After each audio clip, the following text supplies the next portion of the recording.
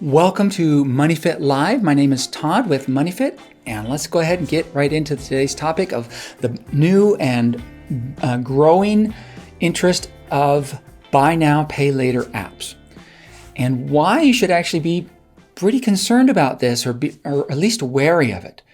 It sounds like a great deal. We're going to get into why it sounds great, but some of the dangers, financial dangers that come with it. Here's how it works. First of all, there are a number of apps, and the numbers are going to just grow. You sign up for these free apps. You give them your bank account information, and then you now have this app, this buy now, pay later app on your phone. There's just a few of the more popular ones at the time of this recording. Then, when you are at a store, when you get ready to check out, you just look for those logos. You look for the logo of the app you have on your phone, or you download one if you see it there.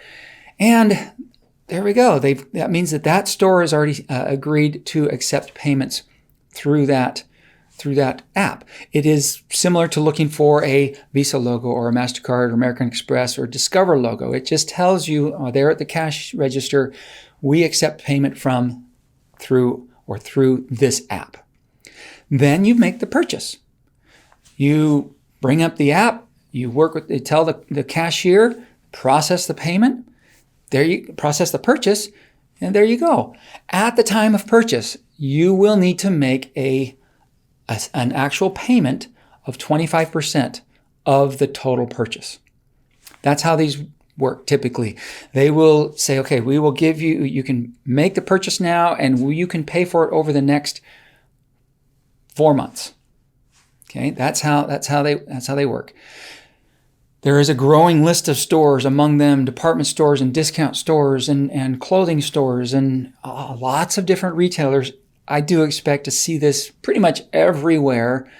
In any kind of mall that you go down, or strip mall, or any kind of retail store. Hopefully we don't ever see them in grocery stores, little small shacks like that, because you don't want to go to a fast food restaurant and use a buy now, pay later app for a hamburger. Seriously, you're taking out a loan and making installment loans on a hamburger or fries. I can see that happening though, because that's the way American consumers look at things. Oh, I don't have to pay for it all now. I can pay for it later. Not a good idea. We'll get into the whys. Okay, the pay later part. Here you go. You made that one payment right at the time of purchase at the cash register. You process the purchase. The payment comes right out of your bank account. That's how the app works. They pull it out, and then for the next 3 months, on the date, the anniversary date of your purchase, the app pulls another payment out until after a total of 4 purchase payments, you now no longer owe anything. 3 equal monthly purchases after that. Guess what? Generally, no interest rates. That is their selling point. They'll say, hey, you can finance this purchase and we won't charge you any interest. So it sounds fantastic. Look, no interest.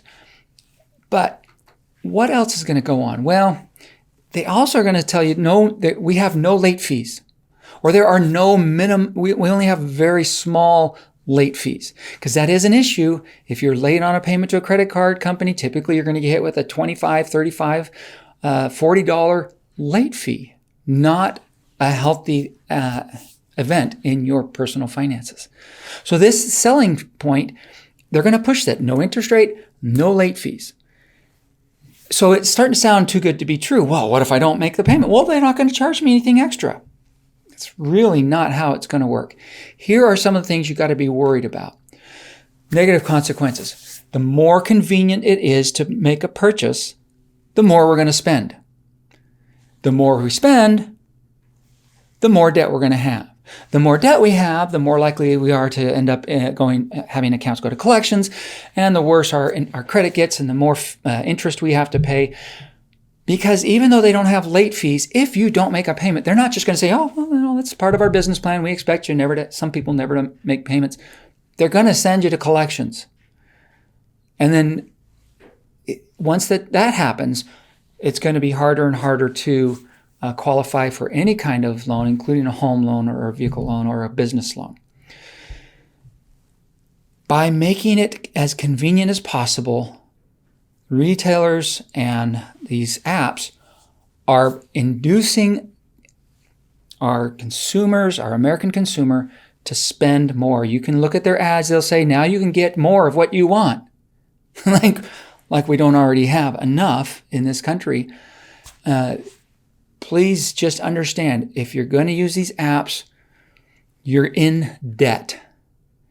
If you use it to buy clothing at a clothing store, you just borrowed a loan, you just took out a loan to buy clothes. Ask yourself if that's really the best move to make. If you use it at a furniture store, okay, a lot of people take out loans or store credit to buy furniture, but that doesn't mean it's a great idea. Okay, just ask yourself, does this make sense financially? You are obligating your future income to something else. In fact, when you make a purchase on these buy now, pay later, your future income, you don't have priority to it. Anybody who has a claim, meaning you've borrowed money, you've borrowed money from a bank or an app or whatever, they now have priority claim on your money, future money. Is that really what you want to do to your future self? So this is the biggest issue, is you're going to get into more debt. It's natural. It's a human tendency. The easier it is to buy something, the more of it we're going to buy. Okay. If you'd like to learn more or see more about more webinars from MoneyFit, moneyfit.org/live.